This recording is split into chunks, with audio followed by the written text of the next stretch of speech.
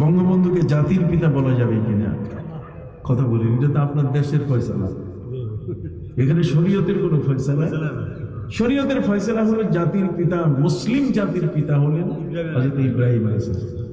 আর বাঙালি জাতির যেহেতু দেশ তিনি স্বাধীন করার ক্ষেত্রে তার ভূমিকা ছিল সবচেয়ে কি বড়, কথা খেয়াল করছেন?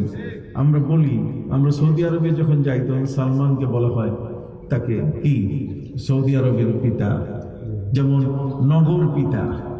নগর পিতা যেমন সিটি কর্পোরেশনের যিনি মেয়র হন, সিটি কর্পোরেশনের মেয়রকে কি বলা হয়? নগর পিতা বলা হয়। তার মানে নগরের অভিভাবক। এখানে অভিভাবকের অর্থে জাতির পিতা মানে এই বাঙালি জাতির তিনি কি অভিভাবক। হ্যাঁ, পাকিস্তানের কাজী আজমকে ওখানেও তারা পিতা বলে। জি জি জি।